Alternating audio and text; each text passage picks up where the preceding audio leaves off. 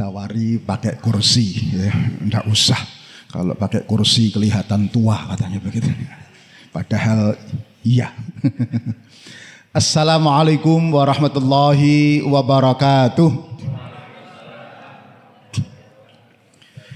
Alhamdulillah wassalatu wassalamu ala Rasulillah wa ala alihi wa sahbihi wa mawalah. Allahumma salli ala Sayyidina Muhammad wa ala ali Sayyidina Muhammad. Jamaah Tarwih dan Isya Masjid Al-Hikmah rahimakumullah. Alhamdulillah Allah berkenan mengantarkan kita masuk siam Ramadan hari yang keempat, betul ya? Besok keempat. Di bulan yang penuh rahmah dan mustajabah ini, izinkanlah kami mendoakan panjenengan mudah-mudahan barokah dan panjang umurnya, sehat semuanya, barokah dan berlimpah rezekinya, salih dan salihah anak cucunya, dan semoga segera lunas hutang-hutangnya. Kok paling semangat ini? Sepertinya kita senasib gitu. Tapi enggak apa-apa, pepatah modern mengatakan hidup tanpa hutang ibarat malam tak berbintang katanya. Pepatah konti gitu. Baik, 20 menit ke depan izinkan kami menyampaikan tema yang tadi agak salah saya rubah, yaitu Ramadan berkualitas. Ramadan berkualitas adalah puasa bukan sekedar puasa, tetapi puasa yang memikirkan target untuk apa ia puasa, yaitu la'allakum tattaqun, agar menjadi orang yang bertakwa. Untuk itu diperlukan kejujuran dan kearifan untuk mengevaluasi jalan takwa yang sudah panjenengan tempuh sepanjang umur ini sampai di mana. Sebutlah bahwa takwa itu Jakarta, kita berangkat dari Pratama, gitu ya. Nah, jalan takwa kita itu sudah sampai mana? 40 atau puluhan tahun kita berpuasa, takwa kita sudah sampai Cikampek, Cirebon, Semarang, Solo, Madiun, atau gek muter-muter bingung nih bundaran Waru situ. Kalau puluhan tahun kita puasa kok masih di bundaran Waru, ada something wrong di dalam puasa kita. Dalam bahasa lebih akademik disebutkan bahwa puasa berkualitas tidak hanya memenuhi aspek ritual puasa, tetapi juga memenuhi tuntutan spiritual puasa. Apa itu spiritualitas? Adalah kemampuan menghadirkan Allah. Tidak hanya ketika kita di masjid dan di musola, tidak hanya ketika kita umroh atau puasa, kan Allah dekat gitu ya. Tetapi Allah juga hadir ketika kita bekerja, berkeluarga pun di jalan raya. Allah hadir. Nah, kemampuan spiritualitas ini ternyata rata-rata lemah. Itulah karena Rasulullah kemudian tak berlebihan mengingatkan min shaimin laisahul jaza min siyamihi illal ju' wal atas. Banyak orang yang memenuhi puasa ritual kira-kira begitu, tetapi hanya dapat lapar dan puasa, lapar dan dahaga karena tidak memenuhi aspek spiritual. Dikonfirmasi oleh penelitian dua orang profesor dari George Washington University berkebangsaan Pakistan, Hussein Askari dan S. Rahman. Penelitian bertitel How Islamic Are Islamic Countries, bagaimana pelaksanaan Al-Quran di dalam masyarakat dunia. Metodenya sederhana, dari Al-Quran dan Sunnah diambil kriteria orang bertakwa. Itu perilakunya kayak apa? Ya, ada 100 kriteria. Orangnya jujur, disiplin, benar, apalagi cerdas, menghargai, bersih, antri, ya, profesional, kira-kira begitu. Ada 100. Lalu dipakai untuk memutar 208 negara. Negara mana yang prakteknya paling cocok? Ternyata nomor 1 Selandia Baru, nomor 2 Luxembourg, Ireland, Iceland, Denmark, Finland. Indonesia ranking 105. Timur Tengah 80 ke atas. Artinya masyarakat muslim sedunia lebih suka dengan semarak ibadah ritual untuk kepuasan individual, tetapi kering dan kosong dengan aspek spiritual untuk kemaslahatan sosial dan kerja yang profesional. Contoh, haji umroh itu ritual, betul? Untuk haji 20 tahun dienteni. Untuk umroh saben tahun dilakoni. Jutaan orang Indonesia pulang umroh, pulang haji tiap tahun, tetapi negeri ini tak pernah sepi dari kasus korupsi. Betul? Puasa, waduh, disemarakkan luar biasa. Ya, apalagi kalau sudah iktikaf. Bapak-bapak is kayak santri-santri yo. Ngalor ngidul kupluan, sobori mejitan, ngalor ngidul sarungan, kadang lali gak katoan. Tetapi habis puasa kembali lagi softnya mengalami kemajuan. Yang bertambah bukan takwanya, tetapi bertambah berat badannya. Oke, apa pentingnya spiritual? Itu implikasi bertakwa dalam arti yang sebenarnya. Iman itu artinya percaya, betul? Orang yang beriman harusnya sosok yang percaya diri, pede, menghadapi masalah apapun, dimanapun, kapanpun. Pede menghadapi masa lalu namanya syukur, pede menghadapi masa depan namanya sabar atau optimis. Kalau ada orang beriman kok tidak pede, ada something wrong di dalam keberimanannya. Punya Allah kok gak pede. Ya, ada something wrong. Oleh karena itu tak berlebihan kalau Rasulullah bersabda, iman itu separuhnya syukur, separuhnya sabar. Nisfahu asyukru, nisfahu as-sabru. That's all. Ada pintu surga namanya pintu syukur, ada pintu surga namanya pintu sabar. Masih ingat ada cerita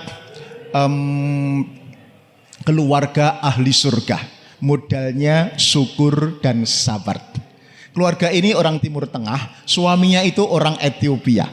Orang Ethiopia itu kulitnya hanya 2, kalau enggak hitam ya hitam pol gitu. Yang putih cuman giginya sama matanya kelop begitu. Tapi beruntung istrinya cantik putih dari Palestina. Saking cantiknya si suami ngelihatin terus kemanapun istrinya pergi, sampai salah tingkah lalu bertanya, ngapain toh Pak, kok kamu ngelihatin terus begitu? Kata suaminya, apakah aku tidak boleh menjadi suami yang bersyukur? Ingatasi saya seitem ini kok dapat istri secantik kamu. Kata istrinya, alhamdulillah Pak, mudah-mudahan ini menjadi tiket kita berdua masuk surga. Papa masuk surga lewat pintu syukur, sedangkan saya masuk surga lewat pintu sabar. Kita sabar di bojo wireng welek, pelit, ngamuan bisa. Pesan moral buat ibu-ibu di belakang, barangkali ada yang bernasib sama dengan ibu Palestina tadi, wis bojo gak ganteng, wireng ngamplengan, pesan saya sama Bu, disyukuri, disabari, diopeni, ditelateni. Ya, nek cek ngamuan jarno ae kok mati-mati dhewe. Guyon-guyon. Syukur itu bukan syukuran. Kalau syukuran gampang, karena mesti undangan, biasane mangan-mangan. Gitu. Nek gak mangan-mangan dirasani para undangan. Yang berat adalah syukur versi Al-Quran. Apa itu? Be positive. In the negative situation is not naive. It's truly bersyukur. Tetap positive mindset, positive action, meskipun nyata-nyata keadaan ekonomi dunia ini lagi negative condition. Itu baru bersyukur. Kita tahu hari ini cari rezeki sulitnya minta ampun, betul? Karena daya beli yang merosot, yang rendah. Mau jualan apa kaki lima menjamur di mana-mana, entoh demikian sing tuku gak teko-teko, sing teko gak tuku-tuku. Ndelok tok begitu itu. Tetapi pesan Al-Qur'an jangan pernah berhenti untuk berbuat baik, memberi, berkontribusi.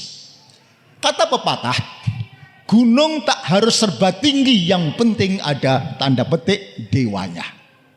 Laut tak harus serba dalam, yang penting ada naganya. Hutan tak harus serba lebat, yang penting ada harimaunya. Manusia hidup tak harus serba hebat, yang penting ada karyanya. Ada memberi manfaatnya. Khairun nas anfa'ahum linnas. Oleh karena itu makna bersyukur tadi adalah memberi dengan perspektif apapun. Jamaah rahimakumullah, ingin saya sampaikan, memberi tidak harus materi. Malam ini ingin saya sampaikan tentang rentang nilai memberi. Kalaupun materi lagi sulit, maka memberi dengan tenaga, pikiran, dengan apresiasi, dengan pujian, itu bagian dari memberi. Aspek ini yang hilang dari akhlak keluarga kita.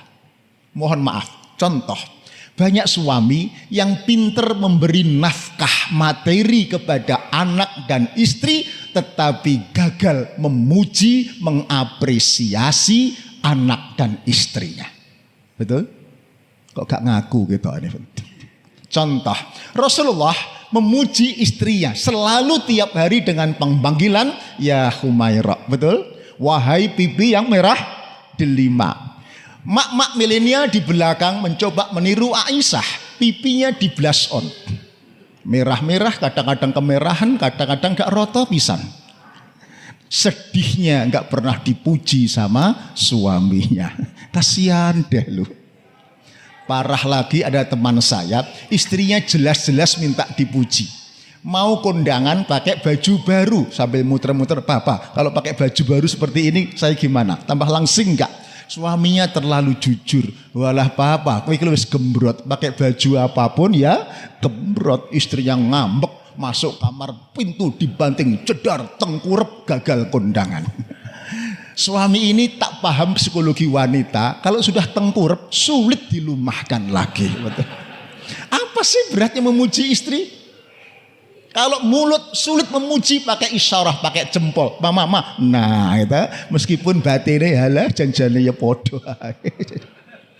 Sesederhana ini sulit bagi yang tidak pernah memuji, mengapresiasi.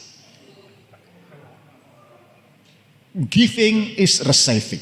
More you give, more you get. Betul? Memberi itu hakikatnya menerima.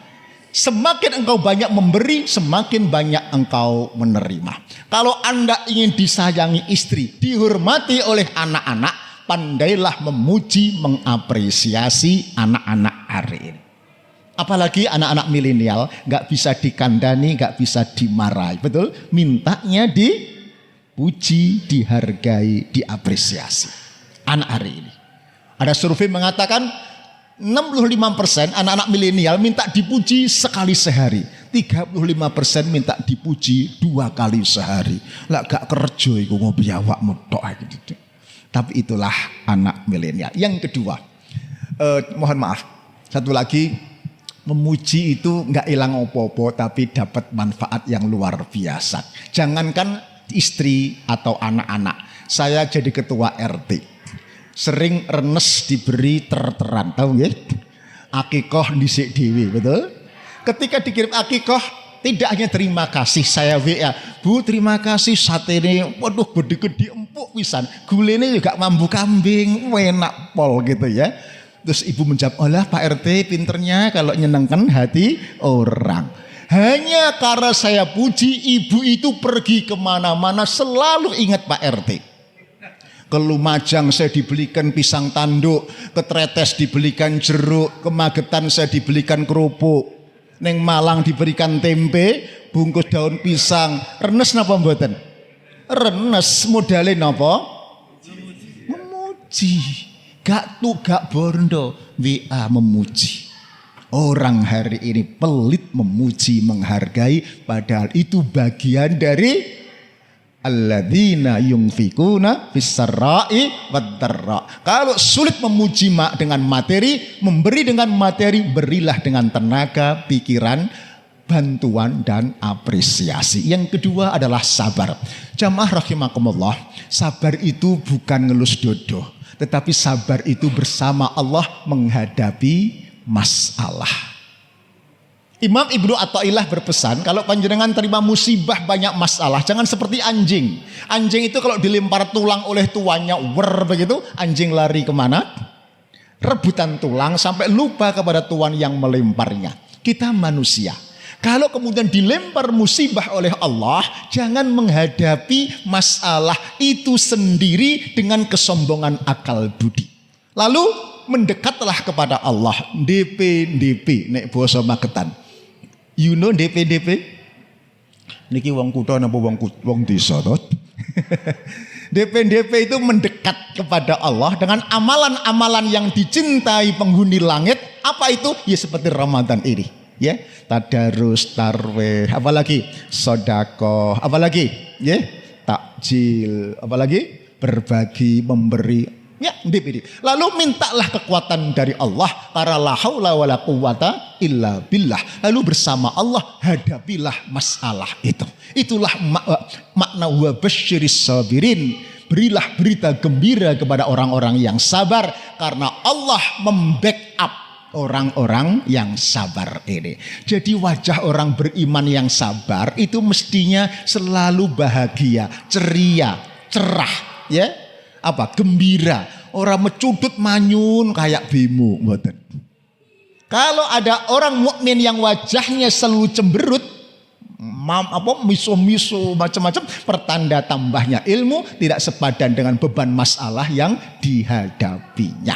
Makanya pesan orang tua kita, nak, urip sepisan ojo ngamuan, ojo marahan, nggih. Sing sapa gelek ngamuan biasane budal disian, gitu. Budal teng pundi? Kuburan, betul. Survei membuktikan harapan hidup laki-laki lebih pendek ketimbang wanita. Rata-rata laki-laki Indonesia umurnya 65 tahun, wanita lebih 75 tahun. Gak percaya, di rumah ibu mertua saya, Sewulan, Masjid Basyariah itu kira-kira jarak 1 kilometer kanan kiri rondo kabeh. Tapi umurnya 70-80 begitu ya. Kenapa begitu? Sekali lagi, laki-laki suka marahan, ngamuan. Yang kedua, laki-laki terlalu sering diomeli sama istrinya. Maka nih cepat mati. Ibu-ibu kalau ngomel jangan dihabiskan hari ini, to be continue for tomorrow. Kata televisi. Terakhir, untuk bisa bersabar bersyukur, karena itu substansi takwa, harus hidup sederhana seperti ruh pesan puasa. Saum itu makna aslinya menahan diri dari seluruh memenuhi keinginan-keinginan pikiran maupun keinginan-keinginan syahwat. Ada nasi gak makan menahan diri, betul? Ada macam-macam tidak ikuti menahan diri. Apa maksudnya? Dengan menahan diri, panjenengan bisa bersyukur dan mudah bersabar. Karena biasa lapar, Islam menjadikan lapar sebagai lifestyle, ya, sebagai lifestyle. Dan kemudian mudah bersyukur. Contoh, ibu-ibu, kalau panjenengan belanja tiap bulan bisa menahan diri dengan harga hanya 5 juta, maka gaji bapak 7 juta sudah sangat bersyukur dan dinikmati, betul? Tetapi kalau panjenengan belanja tidak bisa menahan diri, jebol sampai 15 juta, maka gaji bapak 7 juta nggak ada artinya. Contoh yang lain, nyun sewu, kopi, teh niku nikmat napa enak napa mboten? Bagaimana minum kopi setelah minum madu? Rasanya gimana? Rasanya gimana? Hambar, gak ngalor, gak ngidul. Persis. Kalau kita nggak pernah puasa, menikmati semua keinginan, minum madu terus, maka seluruh nikmat yang Allah berikan kepada kita hambar. Kita nggak pernah bisa mensyukurinya.